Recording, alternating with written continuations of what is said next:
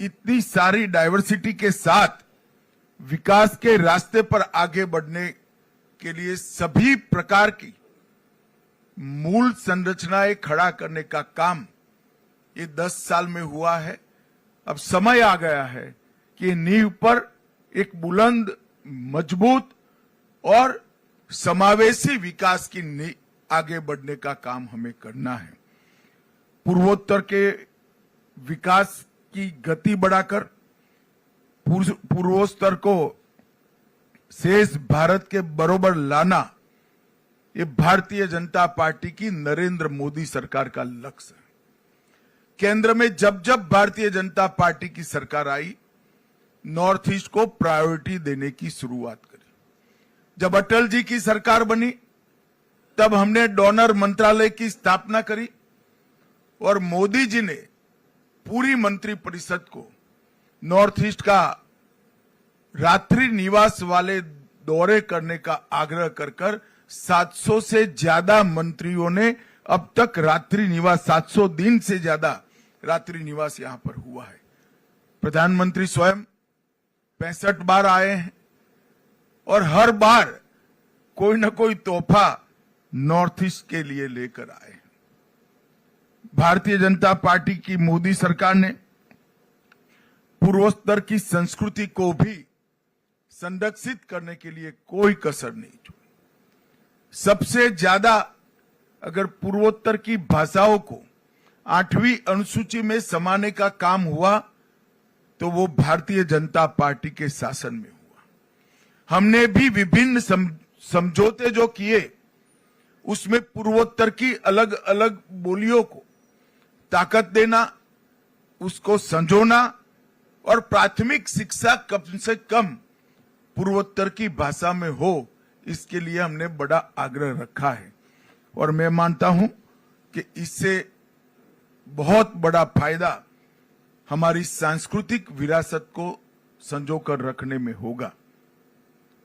अब समय आ गया है कि $5 ट्रिलियन की अर्थव्यवस्था को पूर्वोत्तर के विकास से एक बिग पुश देने का समय आ गया है।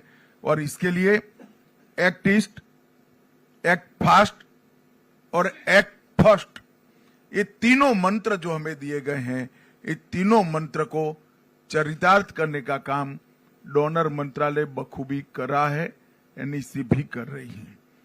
एनईसी ने अपने 50 वर्षों में आकांक्षाओं, जरूरियातों और चुनौतियों के संभावित समाधानों पर चर्चा करने का एक महत्वपूर्ण मंच बनकर पूर्वोत्तर के विकास की भाग्य रेखा बनने का काम किया है। भारत सरकार और पूर्वोत्तर के छोटे छोटे राज्यों की नीति के बीच में सामंजस्य हो, जिसके कारण विकास नीचे तक पहुंचता है, इसमें एनईसी की बड़ी भूमिका रही है।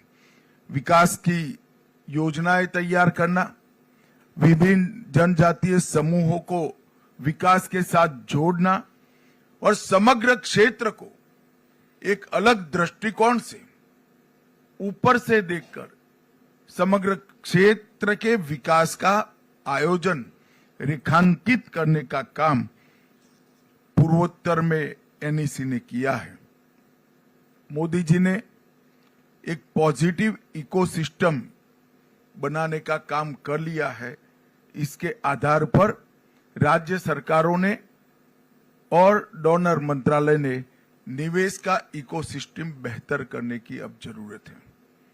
कनेक्टिविटी अब प्रॉब्लम नहीं रही और विश्व के साथ कनेक्टिविटी भी थोड़े समय के बाद प्रॉब्लम नहीं रहने वाली है। बांग्लादेश के एन्क्लेव्स एक्सचेंज के बाद पूर्वोत्तर को दुनिया के साथ जोड़ने का हमारा लक्ष्य बहुत जल्दी समाप्त हो जाएगा। पूर्वोत्तर में एक औद्योगिक इकोसिस्टम इससे दृढ़ होगी और पूरी दुनिया का बाजार यहां पर निवेश करने वालों के लिए खुलेगा। और इसके लिए हर राज्य ने भी अपने प्रयास मजबूत करने पड़ेंगे। भारत सरकार भी सभी इन्वेस्टरों को पूर्वोत्तर की ओर आने के लिए प्रेरित करती है।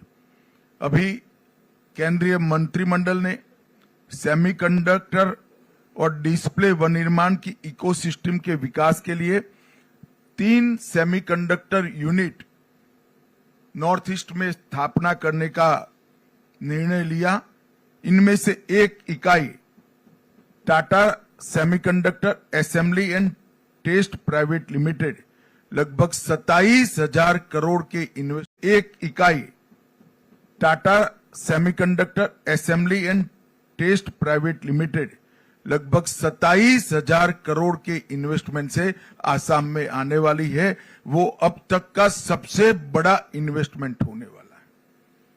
और इसके साथ साथ 20,000 प्रत्यक्ष रोजगार और 60,000 अप्रत्यक्ष रोजगार खड़े होंगे। इस फ्यूचर पोटेंशियल को ध्यान में रखकर भारत सरकार का शिक्षा विभाग नॉर्थ ईस्ट की यूनिवर्सिटियों के साथ बैठकर इसी प्रकार के शिक्षा से लैस, ज्ञान से लैस युवा तैयार हो, इसके लिए भी कोर्स की निर्मित कर रहा है, जिससे जो जॉब जनरेट होंगे इसका सबसे बड़ा फायदा हमारे नॉर्थ ईस्ट के 8 राज्यों को मिले।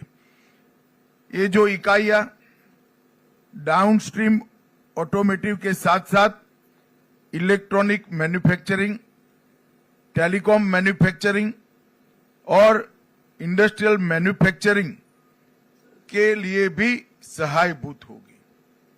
और मैं इतना आपको आश्वस्त करना चाहता हूं कि ये एक नई शुरुआत है। नॉर्थ ईस्ट के लिए बहुत जरूरी है कि इंडस्ट्रियल इन्वेस्टमेंट आए, बड़ी बड़ी इकाइयां आए। इसमें कोई आपत्ति नहीं होनी चाहिए, इसका स्वागत करना चाहिए, इसको गति भी देनी चाहिए। परंतु सिर्फ क्षेत्र के और राज्य के विकास से नॉर्थ ईस्ट हमेशा शांत बना नहीं रह सकता। इसके साथ साथ व्यक्ति, गांव और राज्य तीनों के बीच में विकास का सामंजस्य करना पड़ेगा। और व्यक्ति के विकास का हमें आयोजन करना है, गांव के विकास का आयोजन करना है, तो इंडस्ट्रियल डेवलपमेंट के साथ साथ इसके पहले की एनईसी की बैठक में मैंने कहा था, दूध, सब्जी, अंडे, मछली और मांस, इसमें स्वावलंबन लाए बगैर हमारे पास कोई चारा नहीं है। यही चीजें हैं, ऑर्गेनिक प्रोडक्ट, दूध, सब्जी, अंडे, मांस, यही चीजें हैं जो व्यक्ति के विकास का कारण बन सकती हैं। और जब तक हर व्यक्ति को हम संपन्न नहीं कर सकते, संपन्न नॉर्थ ईस्ट की कल्पना बेमानी है। हो सकता है राज्य का जीएसडीपी बढ़ा ले हम, मगर व्यक्ति का संतोष और व्यक्ति के विकास की कल्पना, ये सभी चीजों से हमने करनी पड़ेगी।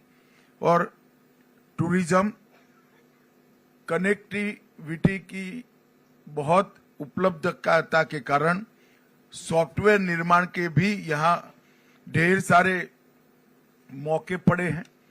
नेचुरल कोर्स में पूरा नॉर्थ ईस्ट ऑर्गेनिक खेती करता है।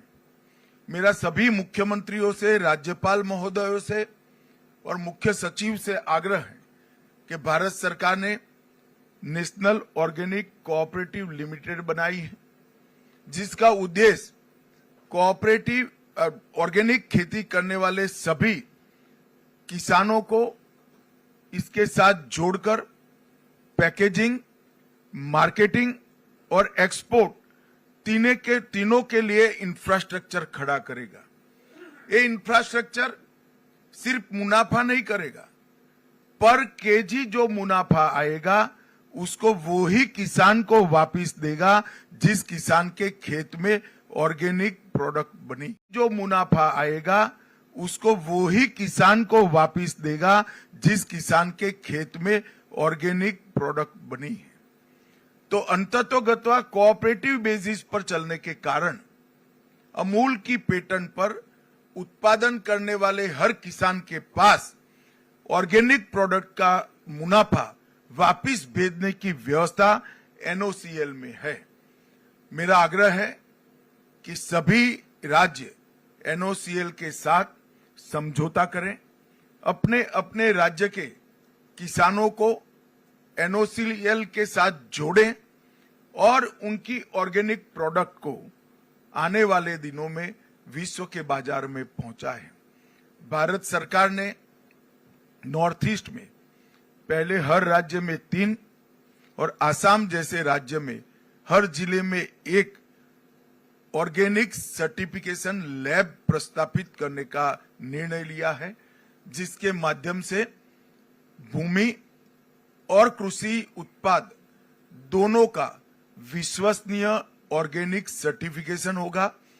भारत ब्रांड ऑर्गेनिक प्रोडक्ट वो लॉन्च कर दिया गया है और वो ब्रांड के साथ ये विश्व के बाजार में जाएगी।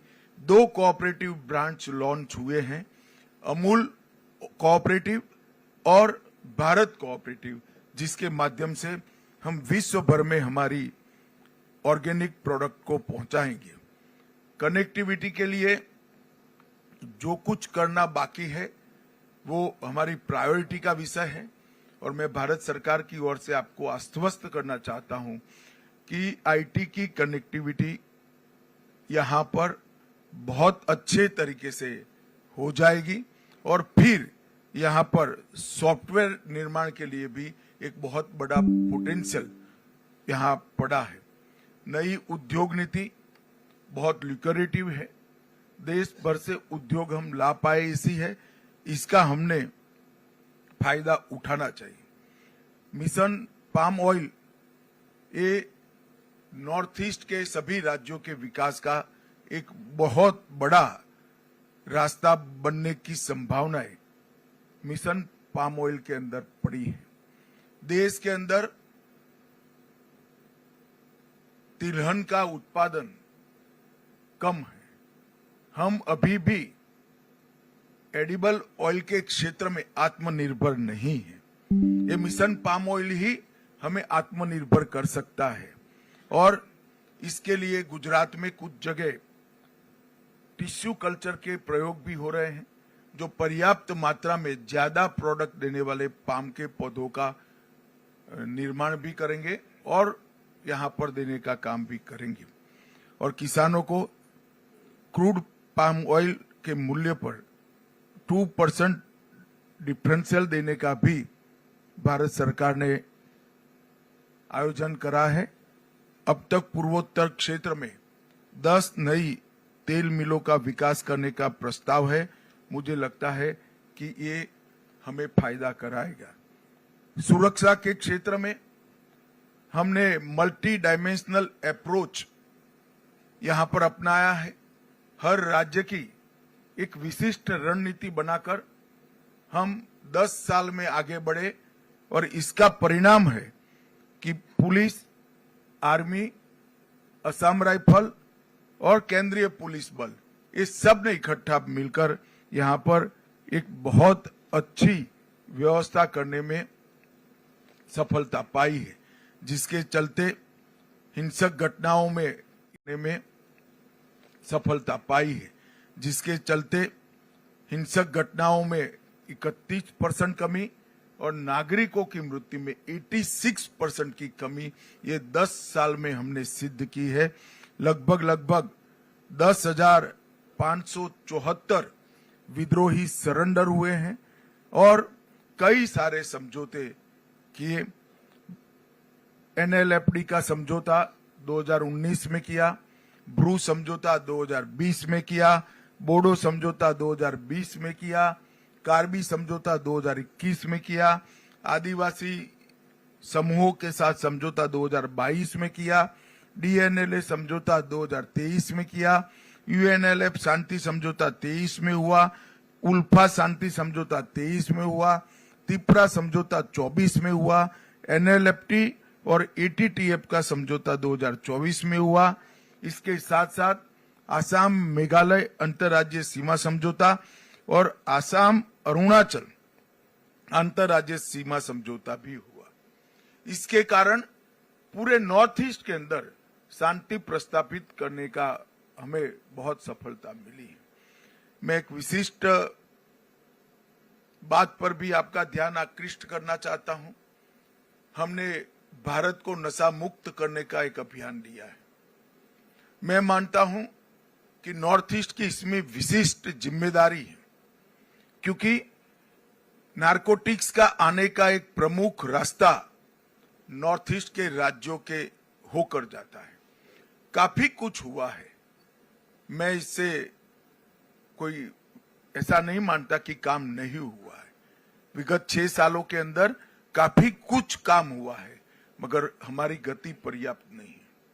मेरा आग्रह है सभी मुख्यमंत्री और राज्यपालों से कि आप सभी लोग हमारी जो जिले की निगरानी समिति बनाई है, उसको कितनी बैठकें जिला लेवल पर होती हैं, उस पर पूरा बल दीजिए, उसको मॉनिटर करिए और नॉर्थ ईस्ट को पूरे भारत के लिए नारकोटिक्स के रास्ते का जो कलंक लगा है, वो कलंक को हमें मिटाना चाहिए।